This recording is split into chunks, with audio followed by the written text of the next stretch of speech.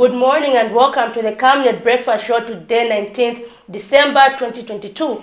It is a lovely Monday and I hope you are ready for the week because we are here at Camnet TV to present today's show. I am your host, Zipporah Mchala, joined by my beautiful co-host, amazing Katamanda. How are you, amazing? I'm good, Zipporah. How are you? I'm good. I can just see the smile when I said my beautiful colleague. Of course, who doesn't want to be called beautiful? We all want to be called beautiful. So thank you, beautiful Zipporah. Thank you. And to our viewers out there, we hope you will be active today, calling in and leaving us messages on the numbers, leaving us messages on Facebook and calling us on the numbers that are going to be scrolling on your screen. At 7:30, we're going to open the phone lines as we discuss trending issues. Among the trending issues is the high number of illicit activities that take place during the festive season. Among these illicit activities is the increase in alcohol intake, the increase in illicit sexual activities, as well as road traffic accidents as a result of overdrinking. Yesterday we did talk to a clergyman, Bishop John Mambo, who actually gave a message on that, stating that the church has a huge role to play to reduce these vices. So at 7:30, we're going to open our phone lines and hear your say on how you think the festive season should be spent. Should people spend the festive season doing all these illicit activities? So do call in and give your contribution. At 8 hours, we're going to be joined by Kamwala Ward 5 Councillor, Mr. Minda Simata, who's just going to help us discuss how the Constituency Development Fund, CDF, has been used in his ward. Has it brought the much desired development? But just now, Katamanda, we need to go into the morning boost. Of course, we need to start exercising. I hope you're going to follow. I'm going to take a video to show our viewers so to keep them motivated. I know. We'll definitely exercise, but not today because before coming here, I already exercised. You already exercised? Yes, what evidence do we have? I don't know, we believe you. I went for a jog, Zipporah. I went for a jog, and I did a little bit of, just the jumping up and down and the push-ups and the likes. So I exercised. So, to the viewers, I hope that you join us even as we are exercising with the guys this morning on the Morning Boss. So let's get to see what they have for us this morning.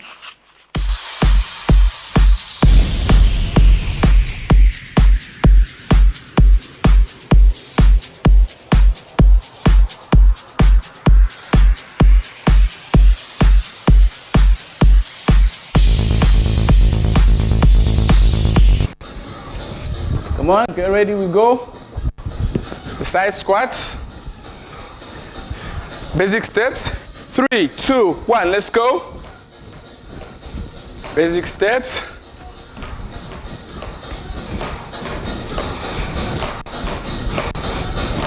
After this, we do the side squat, both sides.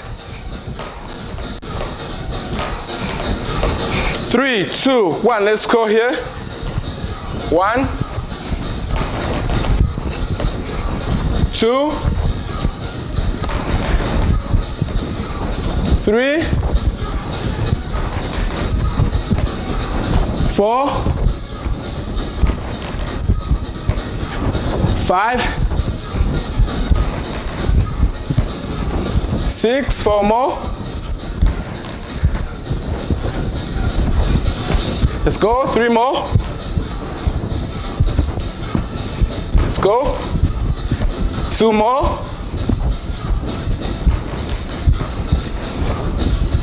1 more now. Okay. Heel touch, both sides.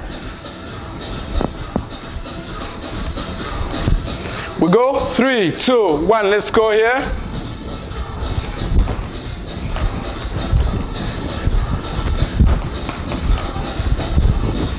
Come on.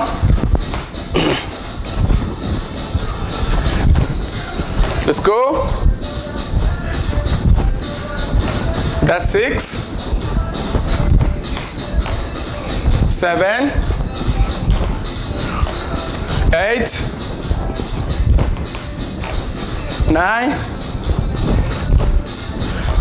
and 10. Basic steps.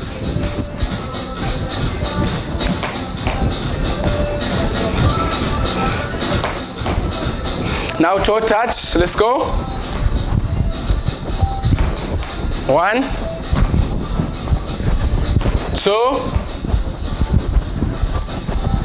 3, 4, come on. 5, 6, 7, 8, let's go. 9, one more, and 10 basic steps. Okay guys, I think I'm ending here. You've been with me, Harrison, aka the Fitness Puppy, here in Kablonga at Chonzi Fitness. Bye bye.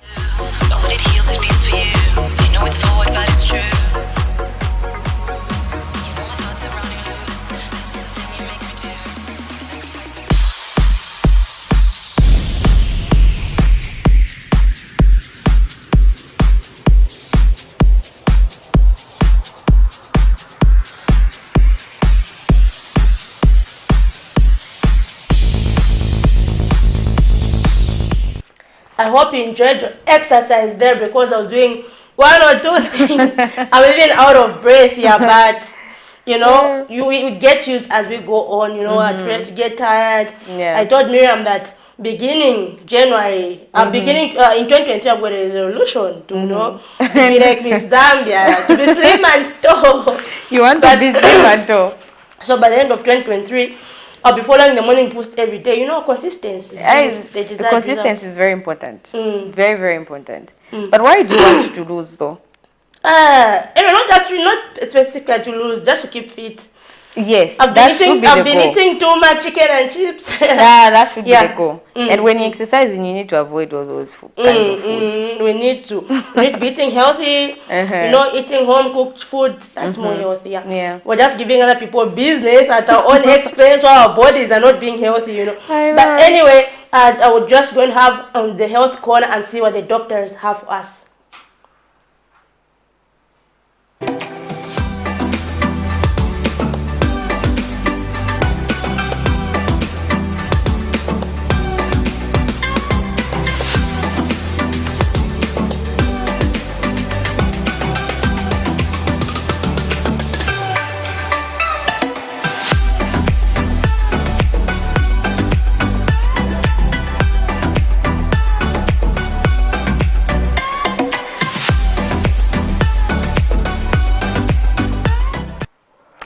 A blessed morning to you all. I'm Dr. Mutinta Muyuni, gynecologist from the Medical Women Association of Zambia. And I'm here to talk to you today about the menstrual cycle. Now, this is a very important subject, an often shunned topic, shrouded in secrecy and quiet, sometimes shame. But we should embrace our beauty as women. We should embrace our childhood, our womanhood, and our senior years. So we're going to spend this week discussing this shrouded secret and unwrap it. We're going to talk about the menstrual cycle. What is it exactly? Every girl baby is born with ovaries and a uterus. Of course, there are different extremes. Some people have female exterior but may not have the uterus. But today we want to talk about what is the majority of the situation and not the exception. When you are born as a young girl, you have ovaries that have multiple eggs, and they continue developing until you reach a stage of menarche, a special term that marks the beginning of the menstrual cycle. At menarche, a woman starts her monthly bleeding, or it is characterized prior to this by ovulation, release of our first eggs, and then if a pregnancy does not occur, which implants in the uterus, the lining which has thickened in preparation for receiving this pregnancy then is shed off, cleans itself up in readiness for another possible pregnancy. Of course, I'll warn you that at this stage as young women, we want ourselves to prepare for the event of pregnancy. So we have to be aware that once our fertility cycles have begun, pregnancy can occur at any stage, whether you have a monthly period or your period comes every other 3 months or so. Regardless, once the periods have begun, a woman can conceive at any one point. But a menstrual cycle characterizes the fact that this particular month I have ovulated and I have not fallen pregnant, and my body cleanses itself. For a few days I will be bleeding to different degrees, and this will come to a stop, and then my body again will start preparing to release the next lot of eggs. Now, in our culture as Zambians, in this period of time, we are taught hygiene in our homes, how to look after ourselves. We are taught to avoid the menfolk, perhaps because of this risk of pregnancy. Many times, the women or the young girls tend to be shy about what has happened to them. But you know what? It happens to all of us women. And we should embrace this fact. We shouldn't run away from it. And I think one of the challenges we have, even with our girl children, discussing our sexuality or our womanhood, is because this index landmark in our cycles, in our lives, is regarded with shame. But I'm here to tell you that there's no shame about it. And whether I'm a woman with menstrual cycles or not, I can perform as well as any man out there in the banking sector, in the agricultural sector, in the medical sector. But I must be aware of what my womanhood is about, what it means, as I have explained: ovulation, no pregnancy, cleansing or washing out of the lining, in readiness for the next menstrual cycle. So, until we can understand this and appreciate this, some of these cycles are characterized by moodiness, breast tenderness or pain, very much cramping, but it's manageable. And this is something that we'll continue to talk about tomorrow. I'm Dr. Mutinta Muyuni, gynecologist, member of Medical Women's Association, and I'll talk to you again tomorrow.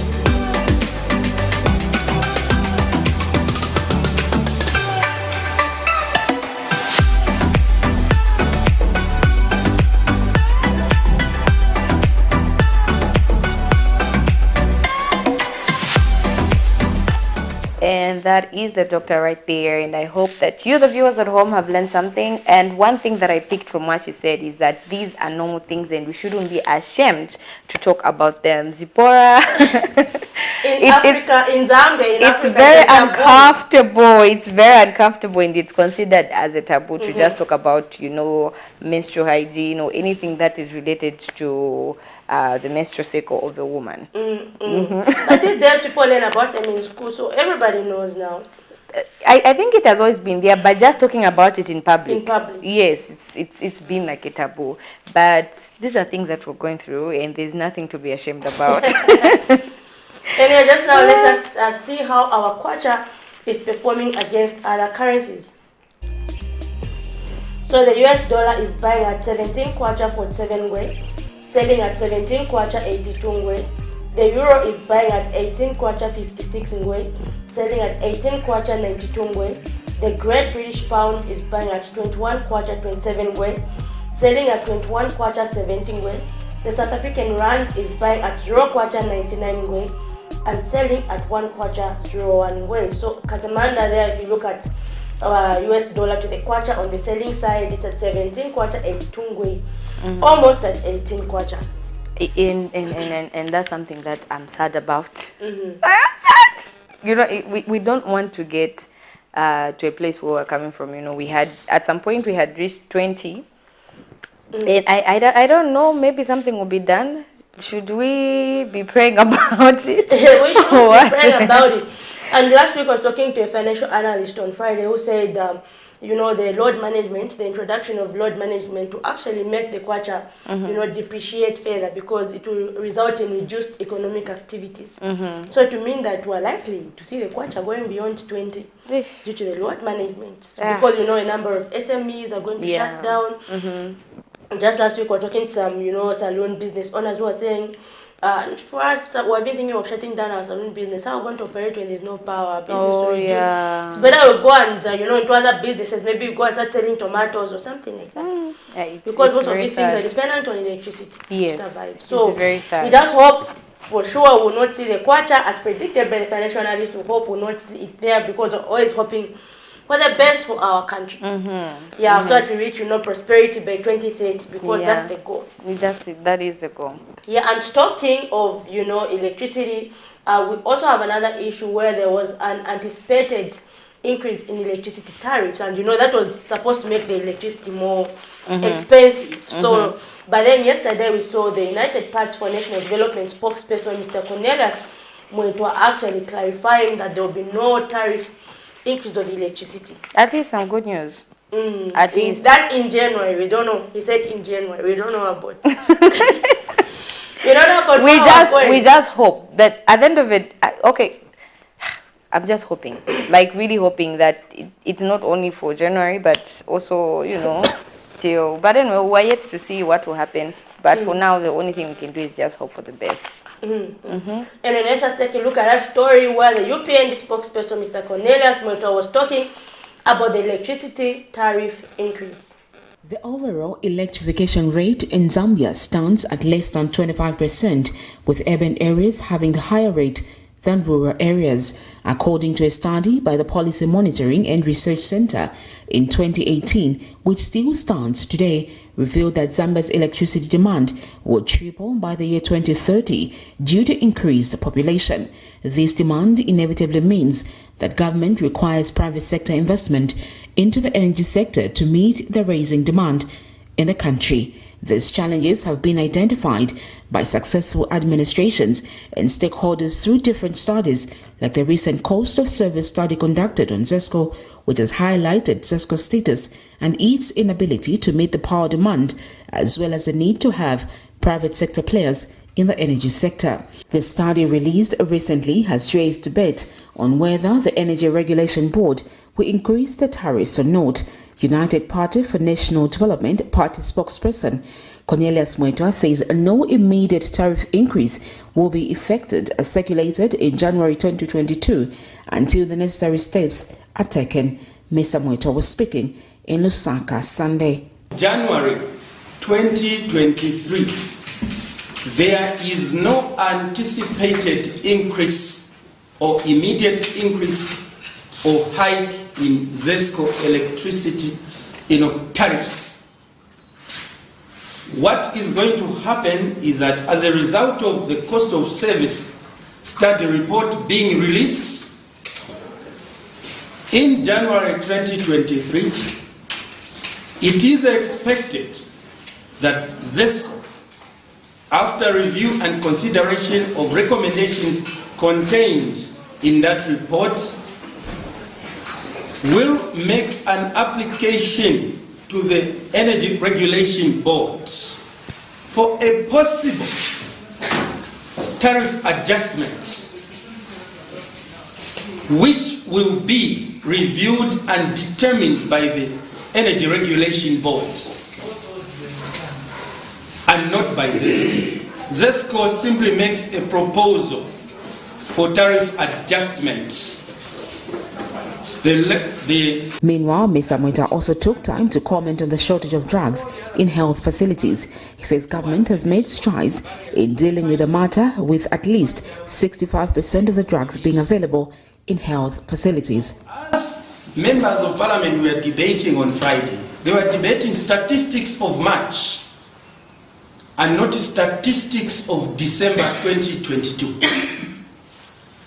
I have had the privilege and occasion to be reliably briefed by the Ministry of Health that the current state of stock levels of medicines in our health facilities has since improved to not less than 65%. They have recently carried out a survey which shows that the stock levels of medicines is hovering between 65-75%, in some instances 80 to 90%, with the national average being at 75% as of this morning when I was being briefed ahead of this briefing. Sharon Kalimbula, Camnet News, Lusaka. Especially with the coming of the load shedding, we can immediately predict that the Kwacha will again perform badly because of the load shedding that is in place. So my plea is that let the hours of load shedding be reduced to even about 3 hours per day, because we all know it's a fact that the productive number of hours in this country are about 8 hours. Any employee who reports for work works for 8 hours, majority of the employees in the country. So if people are going to report for work and then 8 hours, 6 hours is taken away from them because there is no power, then it means that the economy won't perform. So we urge the powers that be that please reduce the hours of load shedding, because this is going to highly impact on the kwacha to lose value against the dollar and the other convertible currencies, and which is going to result in negative economic growth. We don't want to go back to the days of where we had negative economic growth. We have seen that things are a bit stable, and we just urge the powers that be that let's control the issue of load shedding. Let's control also the issue of prices of fuel. If we control the energy sector, the economy performs well. It means that the kwacha is going to gain value, and generally our economic performance. So there you have it. Those were two stories, one on the electricity tariff increase, as well as and the other one on the performance, the anticipated performance of the kwacha. Your thoughts, Katamanda, on that? You know, for some things, you need to breathe before you say anything. Which story do you want me to comment on? The one for Mr. Msonda or the one? Okay, the one where we're told and choose the ESCO. Do you think that gives us, is that, do you have hope that it will not increase, or is it just like, we are hoping, Zipporah, it's still there, you know, they're saying and choose the ESCO, so, and to ARB, you know, and to ARB. So we're waiting, but the thing is, will there be an increase or not? The increase will definitely be there, because they've already said the only thing they're waiting for is just to, you know, finalize their study and everything. So the increase will definitely be there. In as much as we don't want it, it will be there. So we're talking one about load management. They're calling it load management. I remember last week when we had the press briefing for ZESCO, they're like, no, don't say load shedding, it's load management. But really, what's the difference? You know? Really, so what's the difference? Their own explanation saying, oh, okay, according to them, they feel load management is better, and they say it's different. The fact is that it's still load shedding. The point is that there's no electricity. When I switch on my power, whether load management, load shedding, there's no power. Or they want to beautify the name. Or they're saying it's completely different. It's not. According to them. But at least to us, it's still the same thing. Yeah. No one will say, oh, this is load management, this is better for me. So of course, the load management, we've got the anticipated increase of the tariffs, and all this just brings me to one point, which is charcoal burning. We're going to see electricity will be expensive, and even when it's expensive, at times it's not there, so it will lead to an increase in charcoal burning. Of course. We're talking about climate change. How are we going to effectively fight climate change? If we keep having these issues, I don't think we're even getting anywhere, honestly. That's my thought. I don't think we're getting anywhere, because if we cut down the trees, we'll experience little rainfalls, which will still affect us, you know, when it comes to these rivers, because, you know, Zambia is dependent on generating electricity from the dams that we have. So we still was just going in circles. I don't know if something can be done. I don't know who plans these things, really. If they sit down to talk about at least how they can just plan. So for them, they're saying, no, if we don't switch off power now, next year we may even switch off completely. That was what they were saying. So they're saying, so it's better we ration it than reaching a time where we say, okay, maybe for this time we switch off until we have water. Or so they're saying, actually, trying to ration ahead of the disaster before there's a disaster. So they're saying, no, there's no water. We maybe need to borrow water from other countries. But last week when you had the financial analyst here on set, he was saying we've got so many rivers. Why not channel water, using underground methods or other methods? So you channel water from the rivers, you channel them to the dam. And also just, expanding other sources of energy. We've been talking about solar, but what are we doing about solar? Nothing is done. I don't know, that we just have a few individuals. No one has really... We're not doing it on a large scale like for the nation. So I think we have the sunlight. We're in Africa. We can't say we're in Europe. We have at least we have the natural light from the sun, which can help us with the soil. So just need to enhance our planning, really. And just in line with that, we have another story where citizens were complaining about hunger. So they're saying more than 1 year of the UPND in power, they feel like things have not yet changed for them. Because in Zambia, like when politicians are campaigning, regardless of which political party, everyone always, talks about hunger because they know this is what Zambians are going through. They always say, when you come, we're going to reduce, the hunger, situation. So we're just trying to do a sample, like, since this was one of the major promises, what do the citizens feel? So they're saying, for us now, we're still buying things, in medals, oil from, cooking oil in plastics. So they're saying, we're still waiting. So that's a challenge to the current administration there. They were challenging them to make sure that their lives improve as they promised. Let's just take a look at that story on citizens on hunger. Many citizens in developing countries cannot afford to buy a bag of meal or a bottle of cooking oil, but opt to buy these commodities in small measures day by day, as over 50% of the population live below the poverty line, according to statistics from the United Nations. Improving the living standards of ordinary Zambians is therefore one of the major promises of any political party vying for office, and was the same message carried out by the United Party for National Development, UPND, which is now in office. As the year 2022 comes to an end, some Lusaka residents have given their thought on the living standards in Zambia more than 1 year after the UPND ascended to office. Some citizens spoken to feel that their lives have barely improved.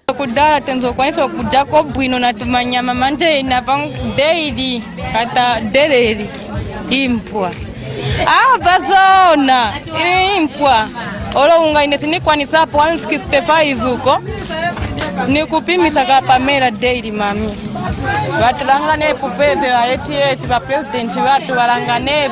Others have challenged the current administration to ensure that their promises are quickly actualized.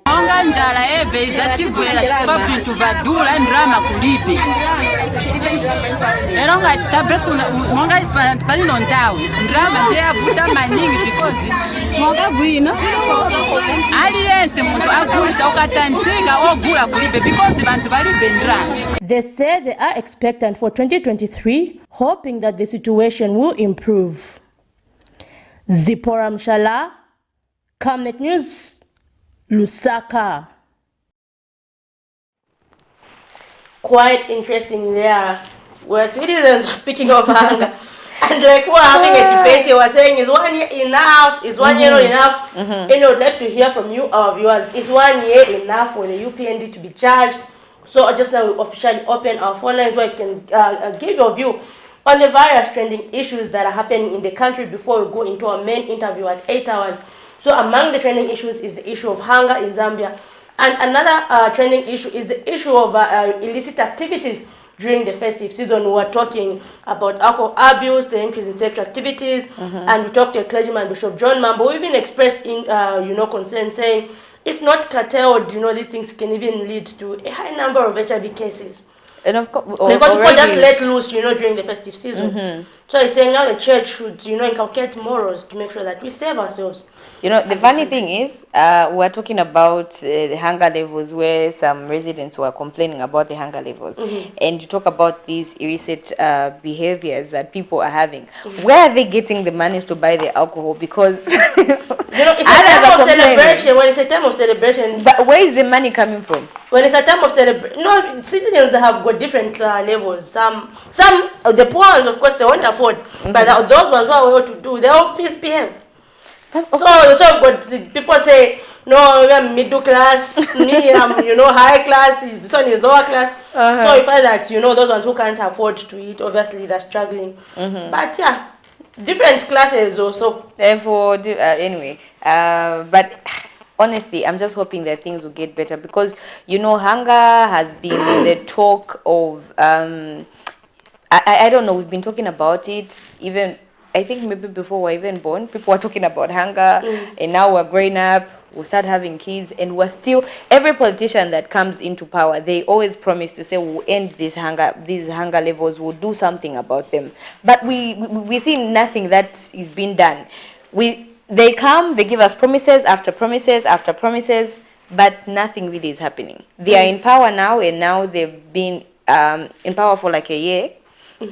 But also, nothing has been done. But before they came into power, they were promising that these things will end. I think we have a caller. Let's get to hear what the caller has to say. Hello. Hello, good morning, sir. How are you? Good morning, sir. Good morning, good morning. Good morning, how are you? We're fine, how are you? Fine. Yeah, people are complaining. Can you tell us your name and where you're calling us from? I'm calling from Kabwe, which is in Ika. Okay, it's good to know that you're watching. Kindly go ahead. Yes. Yes, it's true that people are complaining, but you know, the bottom line is when the UPMP took over the government, they find a lot of things were not in order. So rebuilding and building, you know, to build a new thing is easier than to rebuild. So they are trying to rebuild the economy. And these are the effects of rebuilding the economy. So me, I can't judge them that they have failed now. I will begin to judge them that they have failed in 2024. Because if in 2024 things will not change, that's when I will say they have failed. So at the moment, they are trying to rebuild the economy. And when they are trying to rebuild, these are the issues. Thank you. All right, thank you very much for your contribution. So we wait, you know, last week we had the councillor here who said if things don't change in my ward by 2024, like it's from UPND. So you're just more like, you know, you're trying to promise. Just last week we had in No, we've been getting these promises. He was like, so last week he came here on the show and said, if things don't change by 2024, I won't stand in 2026. So we hope to see. Because I told him, for example, in your ward, what things have changed, what have you done? Yeah. He was like, no, I want to do this. We're going to make sure our ward, you know, improves this development. Mark my words, by 2024, if this doesn't happen, I won't stand in 2024. So I told him, no, you're on record. If you see you standing in 2026, we'll play for you this clip. Yes. So that man is talking about, you know, giving them some time. We hope. But how much time should we give them? We have another call. Hello, good morning. Hello, good morning. Hello. We seem to have lost that caller. But anyway, just now let's play another story on the festive season as we discuss trending issues. Like we said, we're discussing a number of trending issues. We've got the issue of poverty. We've got the issue of illicit activities during the festive season. I think we have another caller. Hello, good morning. Hello, good morning.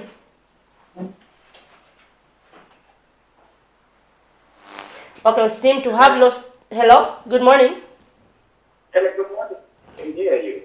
Yes, you're through to the Camnet Breakfast Show. Can you tell us your name and where you're calling us from? I'm calling you from Chirondi. Okay, it's good to know that you're watching. Can you go ahead with the contribution? Yes, please. I did not the previous caller Kabwe. It is not true that the TX government left the economy in a bad state. He was supposed to specify how the the right of exchange or how somebody may work, it's just taking money from mine. The economy is very bad. In Chirundo, the bag of money is at quite defined. And things are very bad. And you were showing to Pamela, definitely here, that's how people are now. So we need not to buy our heads to the sun. We need just to face it the way it is. As the European become the judge to come out and say, okay, here we failed, and this is the solution we are taking. Not to be going back the same game of going back here. You know, here, that's one gets the power to me. Not to start blaming here very much. That they are there to you, they are to govern, they are since they come the money they come. Thank you. All right, thank you very much for that contribution. So the viewer is differing with the first one. I know people have got different opinions. Yeah. So anyway, some people have been feeling like, you know, the UPND also needs to take responsibility to stop blaming, you know, the former, ruling party. But anyway, I think me and you, or like, you know, speaking from a citizen's point of view, we don't care who's blaming whom. We just want to see the prices reduced. That's all we want to see. We don't care who's arguing, who failed to do what. We just want. Who's not doing I what? want to see, like, a long time ago, I used to buy, mini meal at 50. Is it even 35 kwacha? Yes, those we used to buy it under, is it Manawasa or something, around 50 kwacha somewhere. Things were affordable. I remember. We used to buy tin fish at 3 kwacha, and that time I was at a boarding school. So you used to Life see was like very it's expensive. We thought it was expensive at that time when you find that tin fish is 3 kwacha, but now it's 20 kwacha. You see? You even failed to buy, how can I buy this? It's 3 kwacha. But now it's 20 kwacha, the same thing. But anyway, we seem to be running out of time. Let's just take a look at that story on the festive season and continue calling in as we are discussing various trending issues.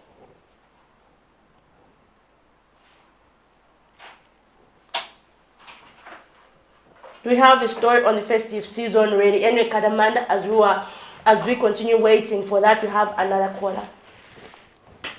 Hello, good morning. Hello, good morning. Yes, you're through to the Camnet Breakfast Show. Can you tell us your name, where you're calling us from, and your contribution? Yeah, this is Zogu calling from Masinga. Yes, I just want also to add on to say this issue of wanting again to be appointing at the PF shouldn't be there. Yes, let's just say the people and authority just do their work. Correct things if possible. We know things are difficult worldwide.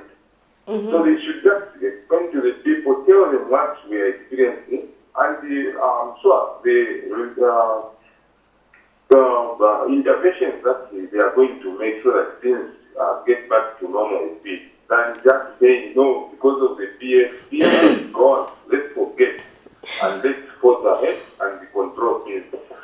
The other thing that I wanted to comment on is on the issue of the spokesperson, European spokesperson, Mr. Maria. When I analyze what he was trying to say, is just to inform us to say this was made a proposal to ERP, and we are waiting for ERP to approve so that tariffs are increased. That is what he was basically just talking about. Not assuring people that there will be no increase. An increase is coming, we just have to be ready. Then the issues, I want to also take advantage and comment on the issues of medicines in hospitals. This one is also a very sensitive issue, but people have taken it simple and they have made some political statements and like looking at it the way it is and then find solutions. The fact is, there are no drugs in hospitals. There are no drugs in clinics. And this is the entire system of failure. We cannot point at anyone, but an entire system of failure. And the people have to take the responsibility and see what we can do and move forward as a nation. Sorry, I just wanted to comment on two things on the local issues here in Masinga. Yes, we have this power connection to Malawi. Please, I don't know. If I can express to you, we had power outage on the 60th, and the power was restored on the 15th, around the 22 hours, 04 it went, and the prophet was restored back yesterday night, around the 23 hours. Now, I don't know if the Western Malawi, they are taking care of their people and they're not supporting for us.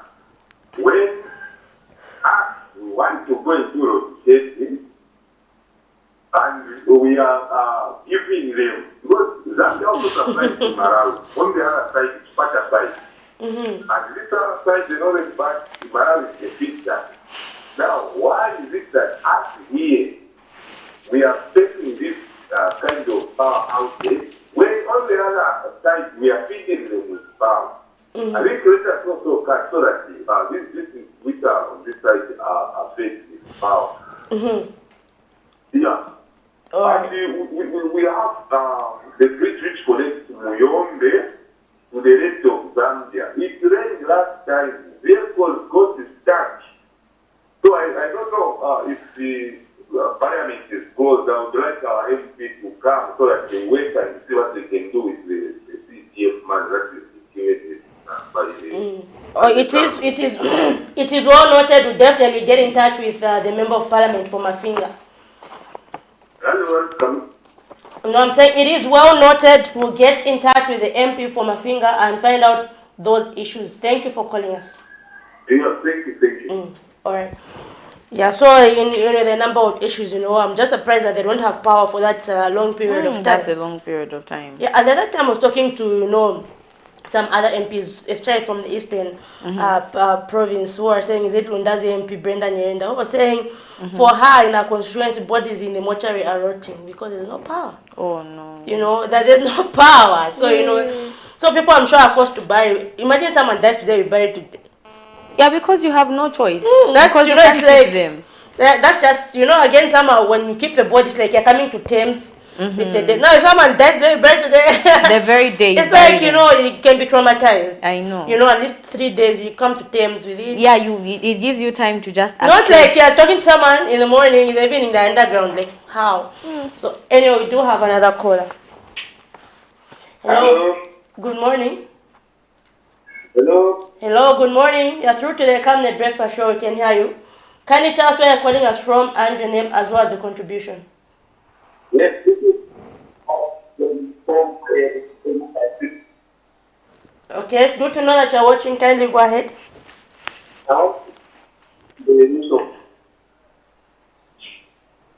Hello?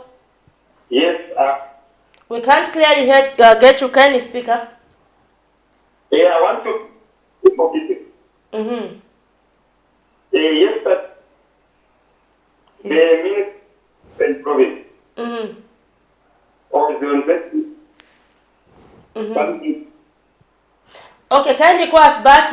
Your call is breaking. Kindly call us back. Your call is breaking.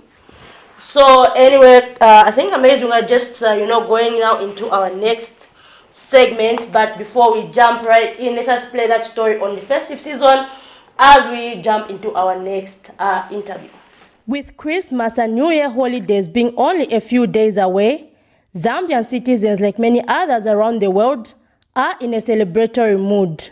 The festive season, however, apart from being known as a period of celebration, is also known for a high number of road traffic accidents, mainly caused by drunk driving and overspeeding, as people celebrate. This period is also known for a high number of activities such as drug and alcohol abuse, as well as illicit sexual activities. A clergyman, Bishop John Mambo, therefore says the church in Zambia has a huge role to play to change this narrative, if to prevent the loss of lives through road traffic accidents, reduce unwanted pregnancies, as well as the spread of sexually transmitted infections. He was speaking to Camnet News. What we see here is that we buy a lot of alcohol, including us Christians. We are guilty because when they come, my family members will come with crates or whatever and so on. I'll never utter a word that I'm killing you. Immediately we finish, the family gathering, going home, you lose one and all that. It's not helping. And then alcohol, I must confess, I'm struggling with my namesake, the boy that I named after me. And it's not good to say because you're a Christian doesn't happen to you. Bishop Mambo has further given a message for 2023, stating that the church should speak with one voice to stop all injustice in the country in both the social and political sectors. Meditate upon what would happen once this government is gone. Again, the others must always line up in the hands of anti-corruption. That's not good. It's important that we teach Zambians, we gave this country to God, so let's go by the covenant that we have. It's a contract with God that will govern to the best of his ability, love and care. Now, let me end by saying, if we follow the declaration of Zambia being a Christian nation, would be the best country to live under the sun. Reason being, the Bible is very clear. If my people who are called by my name, they will humble themselves, we kneel down, cry out to him. The clergyman has further called on Zambians both at individual level and at national level to use the month of December to reflect on their actions, as this is the month in which the country was declared as a Christian nation in 1991. Zipporah Mshala, Camnet News, Lusaka. So we now transition to another segment where we're discussing the use of Constituency Development Fund in 2022. Has it brought about the much desired grassroots development? What are some of its challenges? And what are the prospects for 2023? And we're joined in studio by Kamwala Ward 5 Councillor, Mr. Mindas Smata, to just help us discuss about his ward and CDF in general. Good morning, Mr. Smata. Good morning, Zipporah, and good morning to the viewers out there. Yeah, I'm sure it's not your first time here. This is more like your home now. Camnet. Sure. Yeah, anyway, so remember to call us on the numbers that are scrolling on your screen or leave us messages on Facebook. So maybe just to begin with, Mr. Smart, like when talk about Constituency Development Fund, what are some of the things you feel were not there last year which are there right now in your ward? Is there any development that has been done? Thank you for that question. Indeed, Zambians have looked to the CDF with so much hope because, as you are aware, there's been a significant increment from the previous 1.7 or so to the current 28 million, which is there. However, to answer your question directly, has there been any change in terms of infrastructure development in, for example, Kawata constituency where I am, or indeed Lusaka City for that matter? No, there hasn't been, because there has been no implementation or utilization of the 2022 CDF funds, which is allocated 60%, which is supposed to be allocated for infrastructure and community development. And that has been our contention as councillors, and we've been pushing the technocrats, because, you know, there are some people who say, but you're a councillor, you're part of the council, why do you point a finger at management? Well, I would ask, you heard the president's statements, I think some 2-3 weeks ago, where he said that at the higher level, at the top level, they're making the right calls, they're making the right policy decisions, but the middle and lower organs of government are not responding. So that is pretty much our situation as at Lusaka City Council as councillors. We have the drive and the desire, being representatives of the community, to ensure that the funds that have been released by the government are utilized as soon as possible. It does not make sense, and indeed it does not help anyone, especially our residents who are incumbent and faced with so many challenges in terms of infrastructure, such as poor road networks, no street lighting, issues to do with water, security, inadequate infrastructure in terms of school building blocks, or rather school learning classrooms, inadequacies in terms of desks and furniture. All those things are issues which can be sorted out by the 60% of infrastructure. But to date, nothing has happened. And I'm one of those councillors who's been very bitter with management. And I want to say that word bitter. I'm very bitter with Lusaka City Council management, because as far as I'm concerned, they are standing in the way of development. Here we are. Today is December what? 19th. December 19th. From January 1st up to December 19th, the CDF has not been utilized for infrastructure development. The only amount that has been utilized was the 20% for skills bursaries and the 20% for grants. Loans, it hasn't been touched. Why? Because we are taught local government is still trying to identify banks through which they can use to channel those funds. Have they identified those banks? We do not know. So by and large, the problem that we have at Lusaka City Council and as well as the other line ministries is the failure to reform policies here and there so that the process can be quickened. When I speak here, I'm not speaking as Minders Matter. I'm speaking on behalf of the people that sent me to those council chambers and have to speak what they're telling me, whether we find that offensive or not. So, in summary, 60% of the infrastructure fund has not been utilized. 20% for loans empowerment has not been utilized. So that brings us to about 80% of funds that are not performing. So there is really a great concern for us as a council and the representatives of the people in Kamala Ward 5. And so when you talk about the year 2023, are we looking at like maybe when you is there any hope, or are we going to see any policies reformed? Like is it going to be the same situation, for example, of seeing it increase to 28.3 now, but the policies, are they favorable? Are we going to see any development in 2023? We are hoping that because as you are aware, we've made several recommendations. And I think it will be important for the people that are listening out there to know that as councillors, in Lusaka City Council in particular, we've made recommendations to local government to have them revise some of these procedures for access to the CDA fund so that the people can have that access to those funds as quickly as possible and that the communities can have access to the 60% that is supposed to be used for infrastructure so that we can improve the infrastructure within our particular constituencies, within our particular wards as councillors. So we don't know how long those reforms and the tweaking to those processes, how long they're going to take. And in particular, I think you would want to know that the larger problem has been with the procurement process. Because the procurement process is a process that is so lengthy by itself.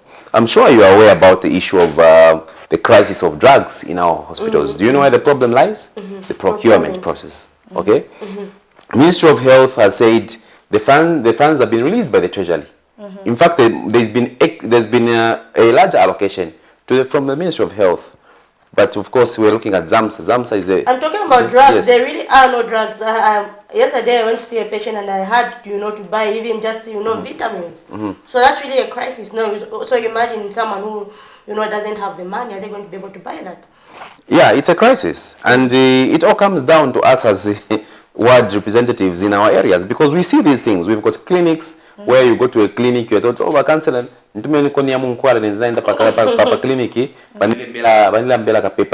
that is touching us. That is affecting us. Because at the end of the day, people look to councillors for funerals, they look to them for medicines, they look to them to buy school fees and school books. Now there's free education, but there's still the issues, all those issues. Yeah. So we see these things, and it's all about for us to try and ensure to say that those processes which are becoming cumbersome are streamlined.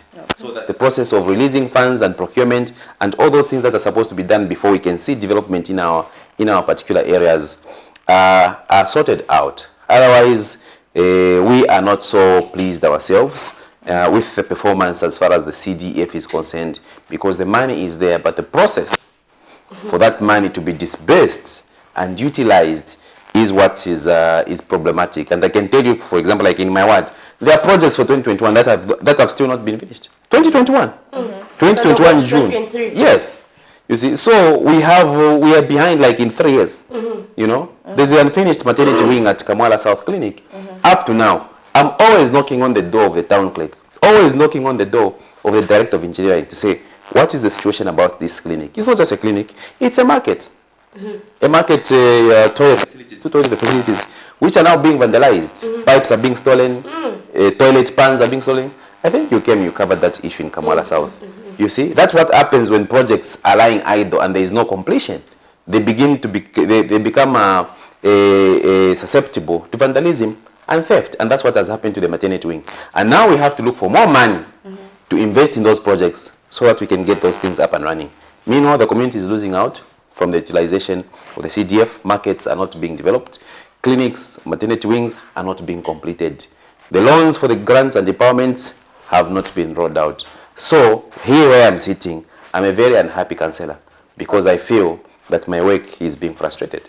But you have mentioned something about you councillors being, personally you have said that you are bitter against the Lusaka City Council. Have you really sat down with other councillors to just follow up on this issue? Are you always going that side? Are you putting pressure on the Lusaka City Council to make sure that they disperse these funds and they go to work as they're supposed to? Or maybe you are just waiting to hear from them? Yeah, we have sat down as councillors. And I can tell you, if we had it our way, we would have had several directors fired at Lusaka City Council. Because as a community, I can't even hide it. You can put me on record. I think there are directors and other senior officials at Lusaka City Council who have to be fired. They're not doing their job, so why are we keeping them? At the end of the day, those people are not elected. Okay?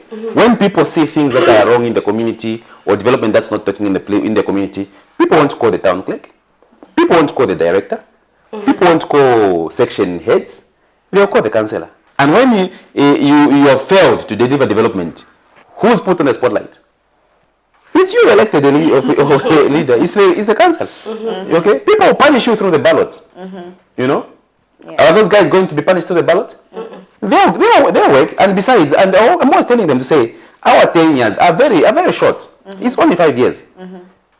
Now, it's only about 3 years and some months. Those guys will work for the next 20, 30 years. They'll be getting their full salaries. They'll get their packages. And so they still have this laissez-faire thing where they need to be pushed. Okay?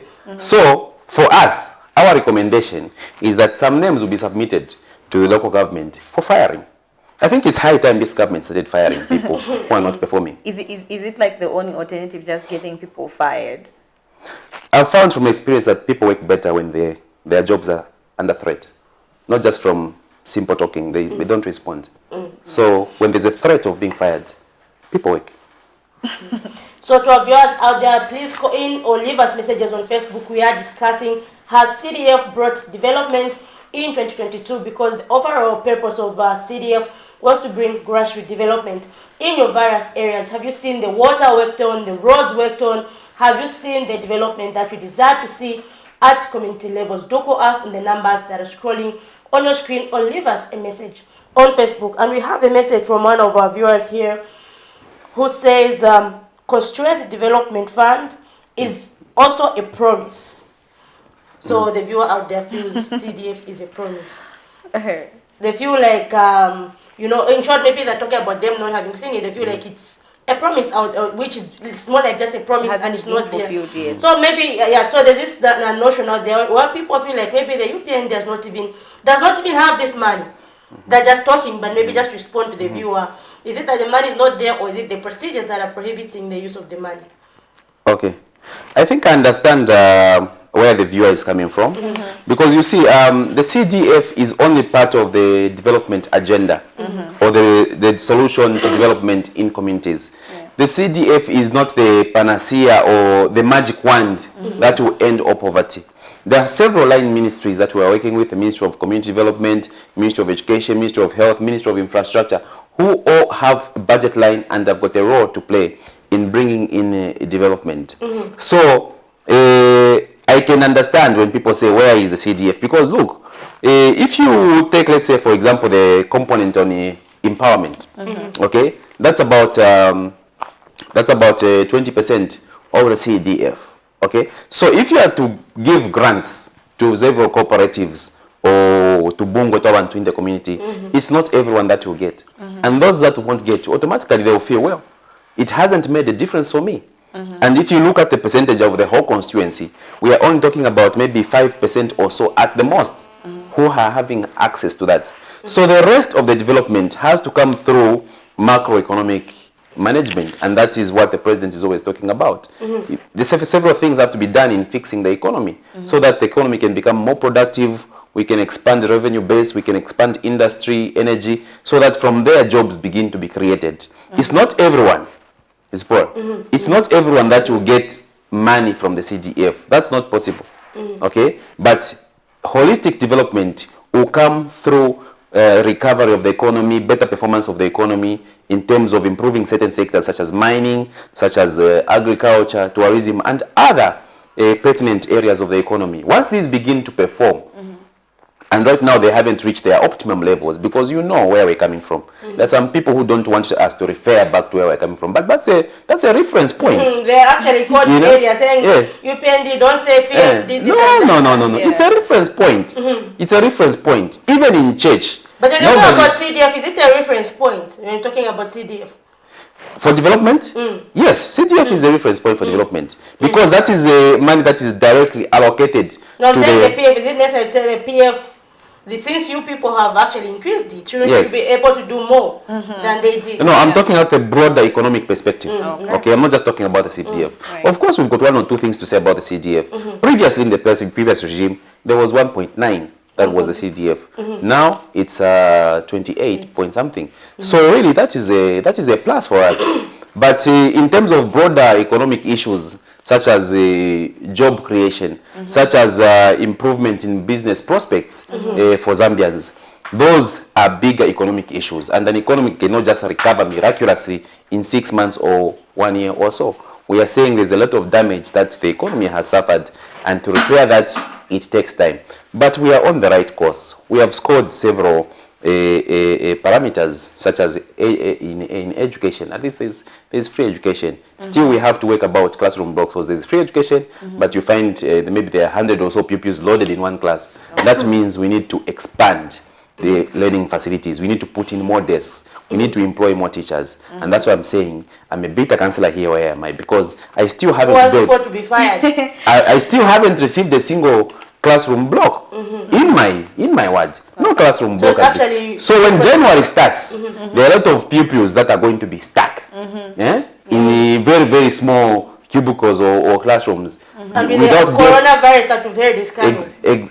I don't know. I haven't heard about that. There is another expected. I read that yesterday. So I don't know about that. But all in all, I think we are not, the CDF implementation leaves much to be desired. And as a councillor, I'm putting that delay on the head of the technocrats on whom we depend, and that is the Lusaka City Council. The management of Lusaka City Council is not delivering. Okay, if you were to ask me to say, but councillor, what is happening up to now, the CDF projects, we're not seeing them, I will say it's the town clerk and his management. They are the ones that are the technocrats who are supposed to implement these things. They should, in fact, you should invite them here so that they can come and explain for themselves. Usually they like hiding behind PR. You know, you journalists, PR. They hide behind PR. No, go to the PR. No. These top executives must come here where we are, or put on the spotlight and say, the money is there with you. Why are you not implementing that? Okay, yes. So I think some time back we did a story from Kawata where we saw some groups that were being monitored, and I think there's only one group that managed to do something with the CDF. The rest of the team, they were not able to give account to what they didn't even know where they were. So don't you think maybe somehow also it's affecting how these people, the directors that you're mentioning, don't you think they're being discouraged with the behavior that people are putting up? People ask for loans, they were given the loans, and then they are nowhere to be seen, they've disappeared. We only saw one group of women, Zipporah, I don't know if it was you who did the story or Miriam. We only saw a group of one group of women who managed to do something, and they make soap dishwash. That's what they do. So don't you think also we shouldn't like really put the blame on these directors that are supposed to disperse the monies or the finances, but also on the people themselves, because we have shown that we're not capable of, you know, improving ourselves. We have a caller, Katamanda. Maybe I hold my thoughts. Hello, good morning. Hello? Yes, you're through to the Camnet Breakfast Show. Kindly tell us your name, where you're calling us from, and your contribution. Yeah, this is the look called back from Mafinga. Okay, it's good to know that Mafinga is watching. Kindly go ahead. Yes. Good morning, Honorable Council. Good morning to you. Yeah, I've followed your explanation very well. And I want just to recommend you how you come out. Very honest, not giving out information which is not there in the community. But you have come out the way that you explain to me, I've seen that you are connected to the people in your work. You know what people are going through. But my one question is, how often do you meet your MP? How often do you feed him with the information on the ground? The reason why I'm asking is because the MPs and the ministers are trying to bring out what is not happening in the communities. They are trying to refuse on certain things which are true and are happening. Then they are trying to politicize. But the way you are coming out, I think I will shift to the so that I can and vote for you next time you are going to stand as support the MP. Thank you. Thank you very much for calling. Okay, your response may be some of the concerns raised there. Yes, thank you very much for the caller there from Mafinga. I really appreciate. You see, when it comes to issues of development, for example, I gave the issue of medicines in clinics. You can't hide anywhere. If the issues are there, they have to be confronted head on. Okay? I don't know if you have received a copy of the report on the shortage of drugs from Parliament. Yeah, there's a report there. And actually, his question, do you sit with your MP? I communicate with my MP, Mr. Honorable Taengwa, on a daily basis. I communicate with him on a daily basis. Because it's my duty to report. You know, because there are some things which I can deal with as a councillor at a councillor level through the chambers. For example, the issues of drugs. I can't resolve it because Lusaka City Council does not have the mandate to look into hospital medicines and medical supplies issues. The job of the council ends at ensuring that there is service delivery. There is water, there is sanitation, there is infrastructure development. We can build the maternity, we can build the hospital. But when it comes to other issues, for example, such as drugs, which are affecting the people, I have to communicate with my MP and say, can you please go and raise this issue on the floor of Parliament so that the powers that be can be alive to what is going on there on the ground so that we find solutions to that. So we work as a team. And as you know, councillors, we are there, we are a link between the grassroots and the central government. So most of the issues which we are faced with in communities, it is our duty to take what the people are saying on the ground and not edit. Yeah? You know, journalists, you like editing.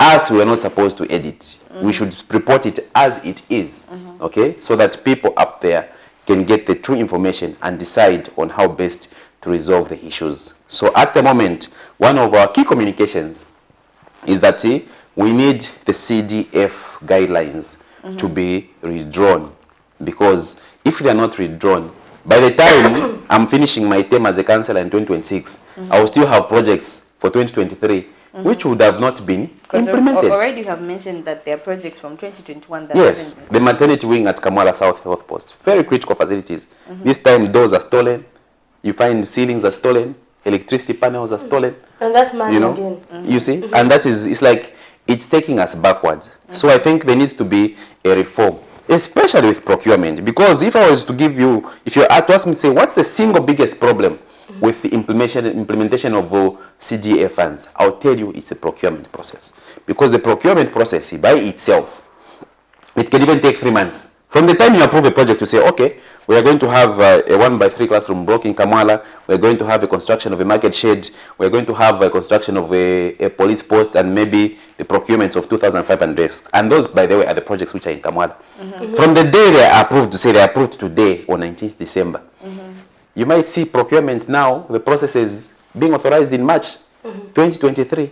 So there is this backlog. Is this backlog? I mean, our people want to see development. People want to see a difference in their lives. They want to see their children going to schools which have got desks, which are spacious, and have got bigger classrooms where there are teachers. One person was even mocking me to say, you people are talking about free education. Have you been to the classrooms to see how packed pupils are packed like chickens in one classroom? I didn't even argue, because I saw that at Kamwala Primary. And Kamwala Primary, you know, Kamwala is just near Mrs. So you find that 80% of the pupils come from Mrs. And you know how populated those places are. They have no schools. So you find pupils are packed like this in the classroom. Those are issues that we have to resolve. But we have to resolve them by ensuring that the people that are responsible, you know, politicians, we are just front men and front women. Behind us, you've got a pool of directors, managers, and all sorts of people that are supposed to be working. But if they don't work, the failure is on you as a councillor, it's on you as an MP, it's on you as a president, it's on you as a political party. And that is why the president said... We have a call, Mr. Smata. Yes. So you can finish the thought. Hello, good morning. Good morning, madam. Yes, you are through to the Camnet Breakfast Show. Who are we talking to? Hello? Hello? Who are we talking to this morning? Yeah, this is my calling from Plain. Okay, please go ahead. Yes, this is the program in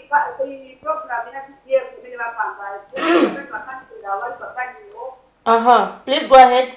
The program is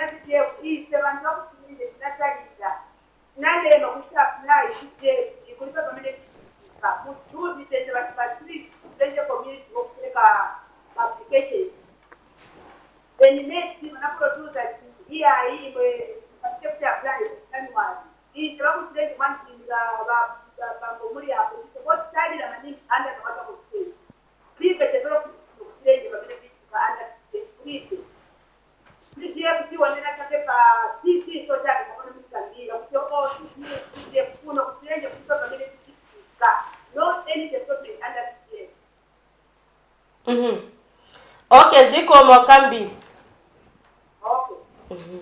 And I think we can connect her question to exactly, mine. Exactly. So amai wakuchilenje yamveka point amene mukamba and vamene mukamba nje vambiri vamene bakamba kukabwata kukamwala kamlanga and if you heard me ngati mwenzi mwani mvesesa wamai ndakamba kuti CDF ma grants si bonse vangachite benefit I don't think there's anywhere where we said each and every person has actually benefit to CDF. Because ninga an example. In Kabata, out of about 300 applications that came, applications, I'm sure am I in application yenu, probably 300. Out of 300 applications, the budget line that was allowed, or the percentage that the number of operatives which made it were 49. Out of 300 applications, only 48, made it through. How many were left out? We're talking about 252. 252. So I'm sure Mayabo, she's on the 252. And that's why we're saying that CDF is not the only solution. Because even the Ramaya there who's complaining, she also needs economic help. And that's why we've got other avenues, like the CEEC. Ngati mumbe Ramaya kulina CEEC na kwebe mungachita apply Citizens Economic Empowerment Commission. I think a lot of people did get to my 5,000 here, to my market boosters. They call them market boosters. Okay. Then you have also other packages under the Ministry of Agriculture. If I'm not mistaken, they are giving out bags of fertilizer. And there are also other packages coming from the Ministry of Community Development and Social Services. They are giving what they call food security packs. So there are all these programs that are going on. So to say that the CDF grants everyone who have market, who have a share, like money in their pockets, it's not correct and it's not feasible, because as a government we have budget limitations. We don't have unlimited resources as a country. The resources are limited. The CDF, yes, is 28 point something million, but 60% of it goes to projects. So the only way Mama is going to appreciate the CDF is when a classroom is built and desks are put where her child is going to say, Mommy, I went to school today, I sat on a desk. Or today I went to school, there is a better toilet. Then she's going to appreciate, to say, well, after all, perhaps there is something that is... these are what we call social programs. Okay? They are targeted at the whole entire community. These grants are what you would call collective programs, where they target just a few groups of people here and there in order to help them. So what we have said is that going forward, when you apply... Now let me answer your question. When you apply and you're for a grant or a loan and you are given, for you, that's the end. Because we're not going to give it to you again. And if you haven't utilized it properly, Samsung Galaxy phone or an iPhone, or you bought Brazilian hair like my beautiful journalist here, then that's you. Okay? Then that's you. That ends for you. Because we want the madam there from Chilenje who's calling to also benefit in the next cycle in January. And I've plainly told people in my ward to say that once you are given, please, ndalama hizo msebenzise bwino, because you won't see it in another 5 years. Because we want others like Amaya Change who have never benefited to also be on the list. So Amaya in Chilenje, don't lose hope. You are on what we are calling the waiting list. Okay. You are on what we are calling the waiting list. Those that don't benefit is not the end. Other groups will also benefit. And there is possibility as the economy is improving, the amount of the CDF can continue to be expanded. It was expanded to 28. So we don't know in the next budget cycle, maybe it can even reach 50. The better for the people that are in the community. So all those issues are there. But like I'm saying, and I want to reiterate, the challenge has been in implementation and the disbursement of these things. And talking about grants, there have been some concerns. Like last time we were talking to a financial analyst who was saying the UPND needs to come up with modalities of making sure that these grants also benefit those people who are not educated. Because there's this issue of, the business proposals and all that. So they feel like, you can't really depend on someone else to write for you. So they feel like the people benefiting are mostly those who can write. So they're saying, in fact, I think I've heard this concern many times, even when it comes to, but that's on the political side where they said when we're supporting UPND, they do not ask for degrees. Yeah, but in short, they want everybody, whether educated or not, they want to benefit in one way or another. So they feel like the issue of business proposals is somehow hindering, other people from benefiting. So is there a way in which, maybe it can be, maybe we can make 2 groups of CDF, one for business proposals and maybe another way of maybe putting up another criteria of identifying people. Is that possible? Those are some of the concerns raised. Those concerns are very valid. And that's why when starting my preamble, I said we have to change some of the CDF guidelines. And by the way, it's not just about the issue that you have raised. The process of application being complicated. Like for example, when you're applying for the loans, the process is so cumbersome. A business proposal is not an easy thing, by the way. You need a financial expert, somebody who understands accounts, because you need to put in a cash flow statement there. They ask you for a cash flow statement. Cash flow statement, me, I only learned about it in my final years of accounting diploma in Zik accounting diploma. That's why you do a cash flow statement in cost accounting.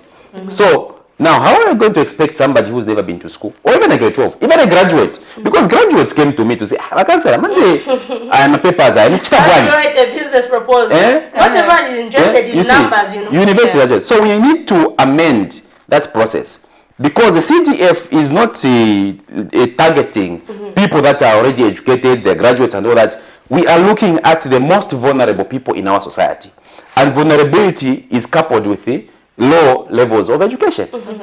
So it's about the marketeers, it's about the drivers, it's about the maids, it's about the school dropouts. That is the pool of people that the CDF is primarily targeting. And when I say about CDF, I'm talking about the loans, and I'm also talking about the grants. Because this is money that is going directly into the people's pockets, so that they can begin to say, you see, something like 5,000, it's a big boost to a marketeer, capital.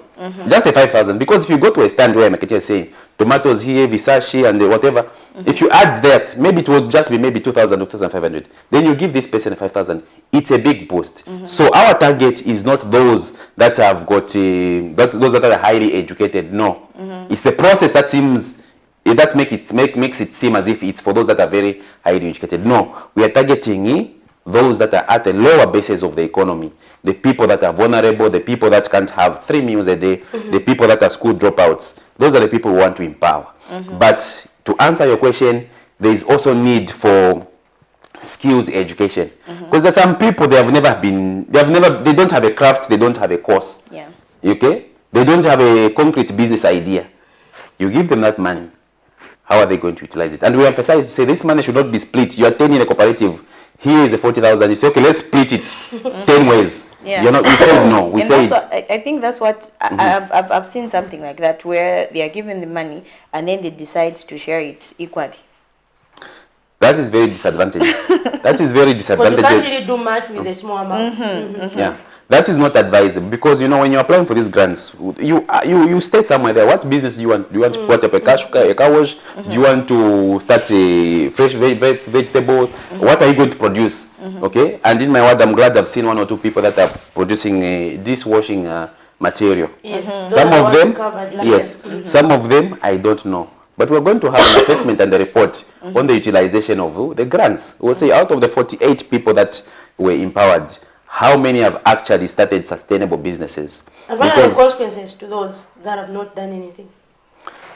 Well, according to the CDF guidelines, the grants are supposed to be a revolving fund, meaning when you're given something, that money should come back within the system so that it can be given away to those. Unfortunately, there is no provision in the CDF guidelines where we say if you don't pay, you go to jail. That provision. I think that should be there. That provision should be there. If that, I don't know. The policymakers will decide. But I don't know how many people would have the courage to actually borrow or get access to those funds if they had punitive measures. The ones that I know which are really strict are the loans. The loans are very strict because you are not actually dealing directly with the government. You are dealing with the banks. So you enter into that agreement with the bank. So that is, or if you do not pay, maybe they'll come for your house or your title on some land which you own in Kabul. So putting punitive measures on the grants would actually discourage people, isn't it? I think from my point of view, putting very punitive measures for people that are just starting out on business would actually discourage them.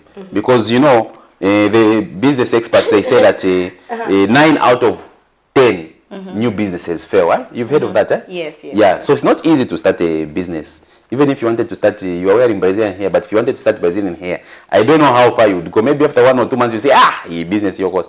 So we are looking at programs that continue to empower people, give them a chance to start out. I think people that are really serious about lifting themselves out of poverty wouldn't waste that money. But that's not to say that everybody who's given money will be successful. And I've even heard criticism to say, no, how can you be giving grants to people that don't have plans? I think there are people that are already doing something like marketeers. I think if you give a marketeer money, they won't blow it because they're already doing something. They'll just invest in their capital. So yes, they are teething problems with the CDF grants. We are not saying we'll have 100% success rate, but even a 50% or 60% success rate will be a step in the right direction. Okay, so what would you say if we were to say before someone is given the money, especially for those that are just starting up their businesses? At least for marketeers, we know that they will invest the money, but there are those that are just starting out. Let's take, for instance, we have people that wrote their exams. So this December, maybe they come up with cooperatives. They've never done any business. Don't you think maybe it would be important to maybe teach them something on how they should go about before starting a business? Because I just feel before you start something, you need to be guided. You need to be given the guidelines. This is how you go about this. Is how you go about this. And like just taking risks, just in order for us to avoid cases where people just run away with the money or they are just nowhere to be seen. But they applied and they were given huge sums of money to start up something, and then they are nowhere to be seen because we'll discourage at the end of the day people that are dispersing this CDF to help the development. I mean the communities to develop. Don't you think we're going to discourage them if we're not helping people first to get knowledge before they are given the money? Okay. So one of our recommendations, as far as the CDF guidelines and processes go, is that we need to have a budget line for skills training. And that budget line for skills training is already there. Because part of the CDF, 20% is going to skills. You're about skills training, craft courses. So please, if you are watching me, don't come to the CDF. If you want to do medicine or you want to do an MBA in finance, it's not for those professional courses. It's for because there have been people that have come and say, "Oh, I'm doing a degree in economics at UNZA. I need you are going to finish the entire CDF by yourself." So it's for small courses like tailoring, baking, plumbing, carpentry. These small courses which can be done in 6 months, in a year. The whole idea is that when you graduate or when you complete, you are going to have a skill, okay? That perhaps if it's carpentry, we give you a part of a grant where you buy a maplanga, a matuzi for you to be a carpenter. You set yourself up somewhere. Okay, so it's only that these two things, skills development and grants, they're starting at the same pace. But if we had it our way, would have said, let's have a sufficient pool of skills imparted first, then we give the grants. But we can't wait. People are hungry. People are in poverty. They need that money now. So we have to give them, as we are also, on the other hand, providing skills courses. Okay. Yes. I don't know. I just feel maybe there's some sort of miscommunication. Some of the information that I'm getting it now. And I know there are a lot of people, just like Maria, who called from Chilenge. You know, people are just thinking, if I apply, I'll definitely be given. And they haven't been communicated to say, when you apply, it's not a guarantee that you'll be given these funds. When you apply, it doesn't give you, a ticket to say, here is the money. You have to wait. There are certain individuals first, or maybe there are certain groups that will be considered first. Why is it that this information is coming out now?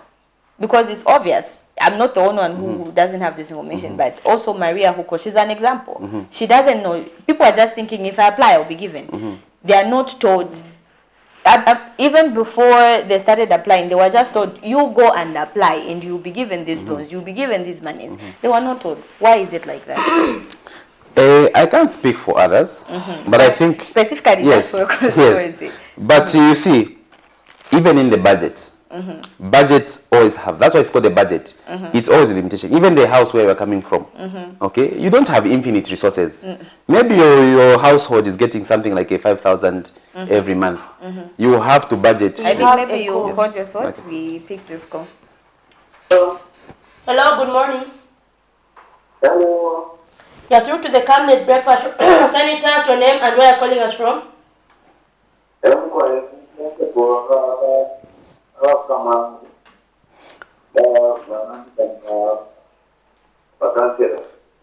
Bueno, mwashibuka shani? When? To be fair, we know what to kindly go ahead with your contribution.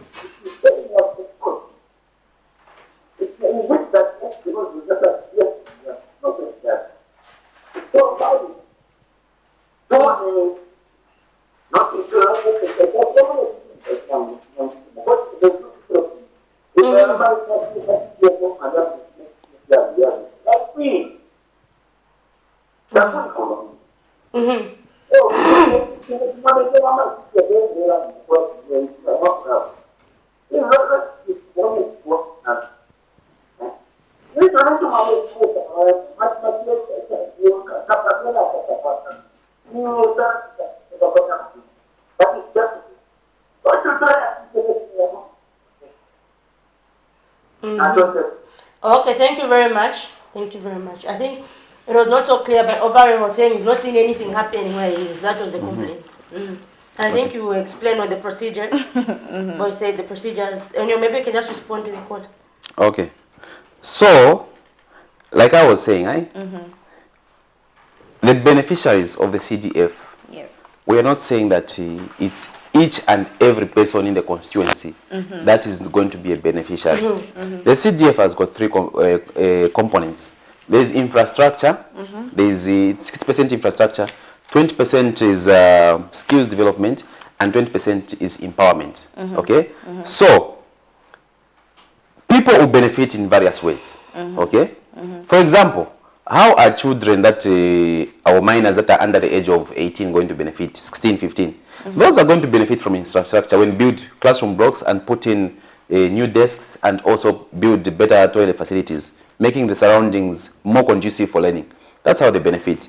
Others, like I'm saying, we've got skills development. They are doing driving, they're doing catering, they're doing tailoring.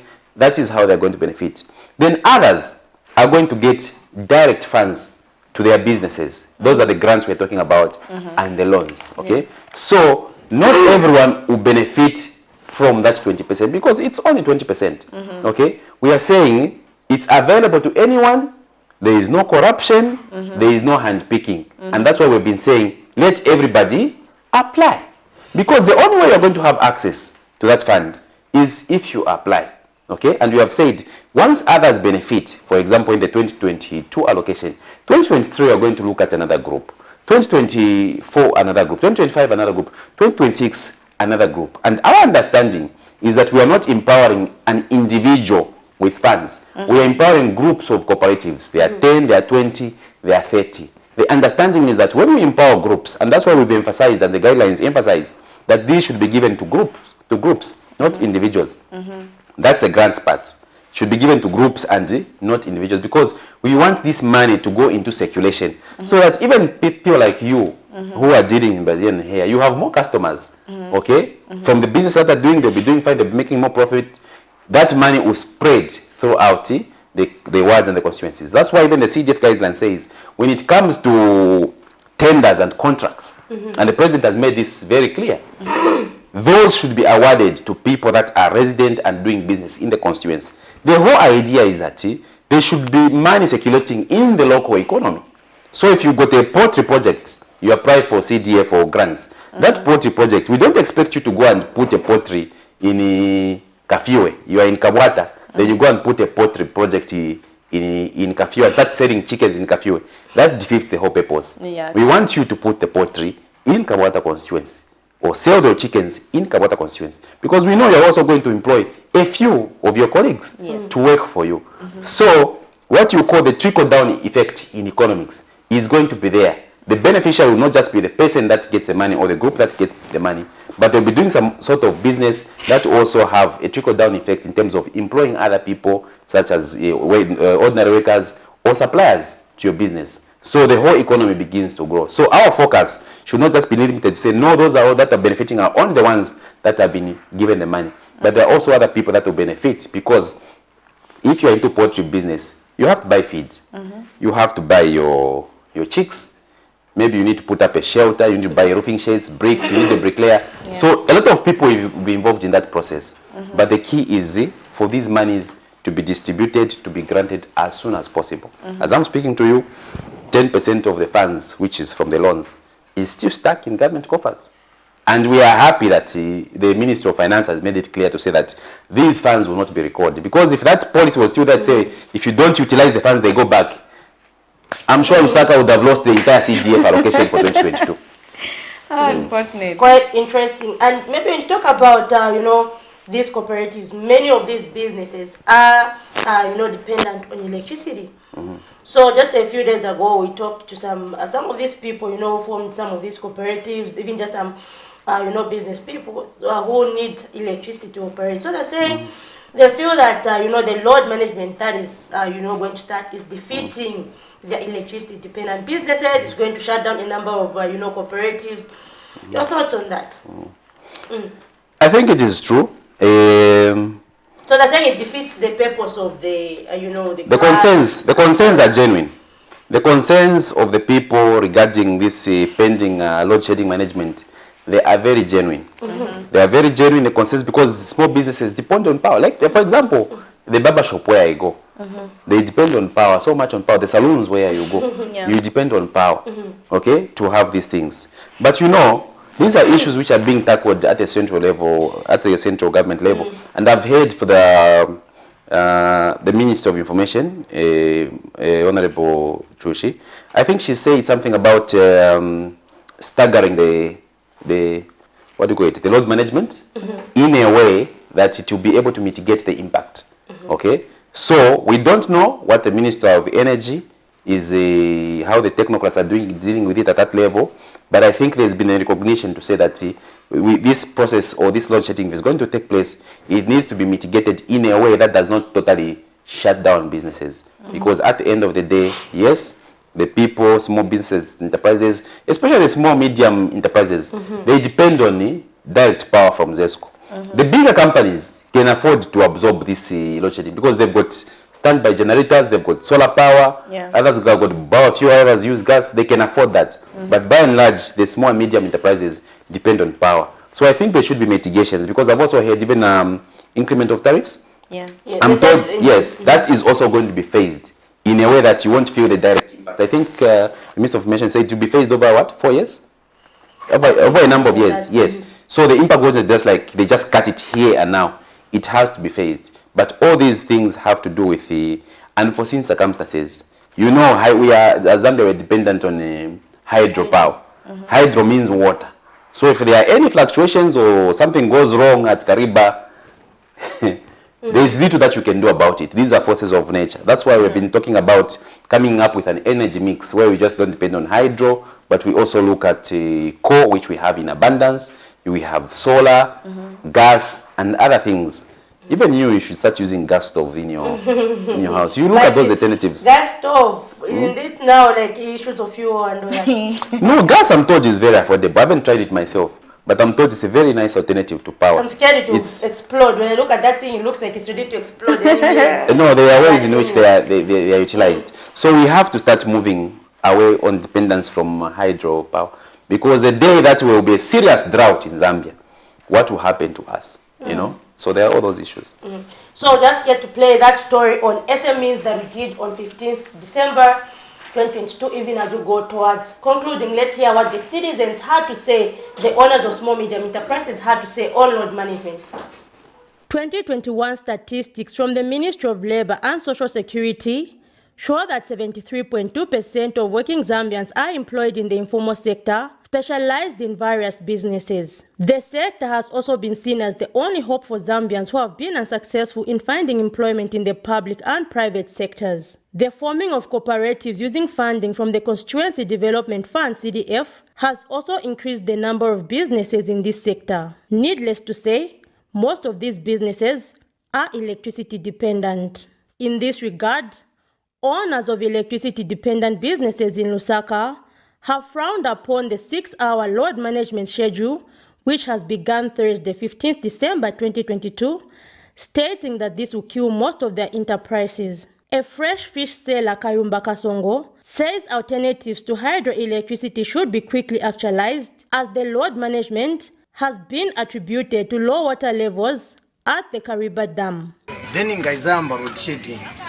Then semonga kunkala ogulisa va fresh tizakala affected because mwene mwakambira kuti Zambo enda malight maybe every day 6 hours, then isensomba zinkala ma fridge, so yo every day ngakupezeka road shedding, then maoda yakavuta kumangala taodelatu, so manje nishatuza tikuli bodelatu manje Zambo balance bwanje, so nchibaza chita affect sebazisku bafunika chi not inkareko ndemwe because in Shizankara problem, especially even mama butcher. Inga wakambireko because in same chabe business yama butcher na is same. Ise monga is wane tugulisira muno mload tipakinga tuporo gulisira pano, but vikasalako vikankara defrosted then timaindo vipweza mu fridge. Manje ikapezeka malaiti yaenda kwa vipweza. Maybe yaenda all night yonse. Then in Shinkara problem. Let's promise kadi we present ali but let's promise that malaiti zamwe. Sasa malaiti Afrika kuyeni. Sifunika cha. Napanjio kai ku bantu bafa malaiti. Maona ka. So malaiti Afrika kuyenda. Monga senshito nsebenzayi. Ndio Zambo nongi. So malaiti Afrika cha zikana ko che daily cha. Monga izindio zatu hizi. Ngati tangala tilibe malaiti zimaonongeka. And as a result, ngati zaonongeka nishita pangalosi. So tandeza nitinga funeko maybe things wa mwanga tandizile wa government or wakapena waike kuti ma solar system. A saloon owner Adrida Tembo has also lamented.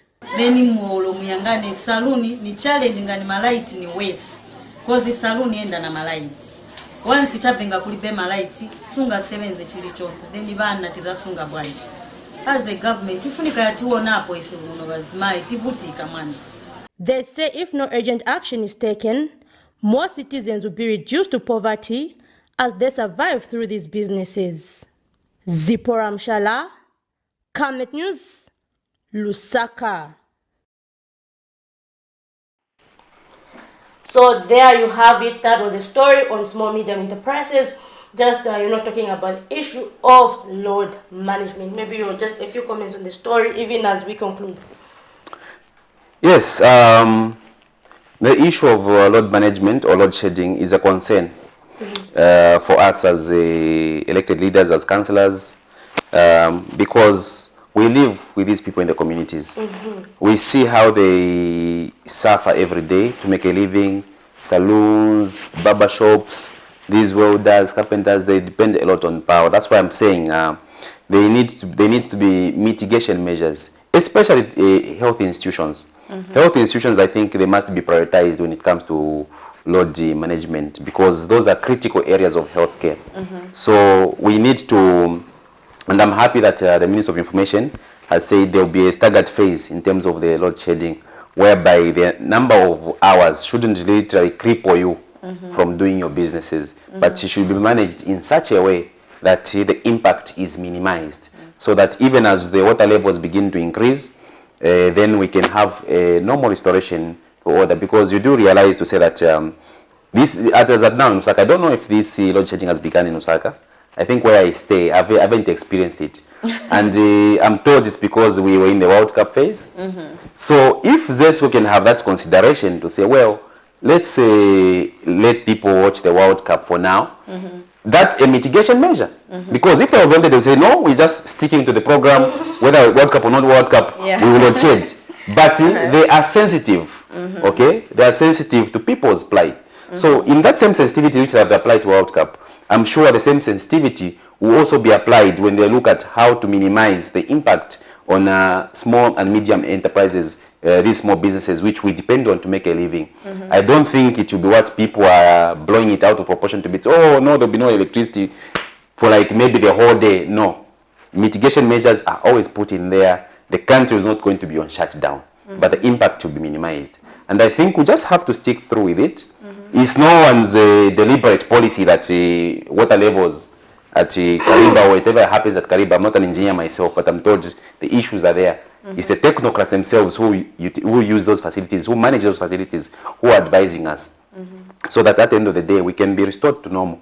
But the long-term process is investment in the energy sector. And that's why you hear the government or the Minister of Energy talking about cost-effective tariffs. Because for us to invest in boosting up the energy sector, we have to have returns that are beneficial to people who put their money into this sector, to ensure that